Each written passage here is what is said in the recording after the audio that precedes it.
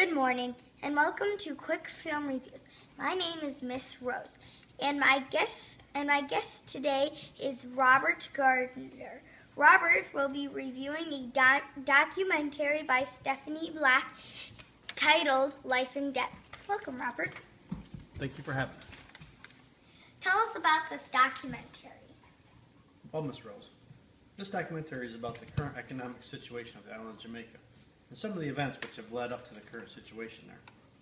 This documentary exposes the restrictions that were imposed on the Jamaican economy by the International Monetary Fund in exchange for a badly needed loan.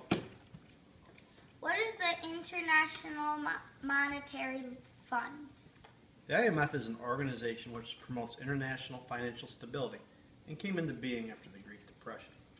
If a country borrows money from the IMF, they are required to follow the IMF's rules.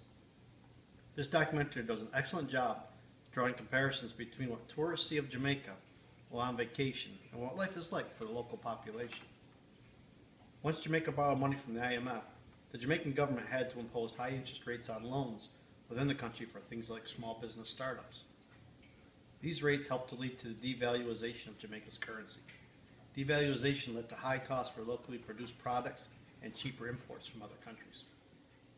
Could you give us some examples of this in the film? Sure. A couple of examples used were potatoes and milk. Powdered milk could be imported to Jamaica, reconstituted, and sold cheaper than fresh milk could be produced locally. This film does a good job going into detail about how dairy farmers were forced to dump their milk on the ground because there was not any market for it. Potatoes were also used as an example of a market which was lucrative for farmers before the changes required by the IMF were instituted, but now is being undersold by imports from the United States. Was there anything that you thought this film should have touched on but didn't? Yes. I would like to have seen what led up to the need for Jamaica to have to borrow money from the IMF. The film mentions Jamaica gained independence in 1962, then jumps to the oil embargo of the 1970s. It mentions it as one of the causes of financial problems for the island nation, but does not go into much detail on the subject.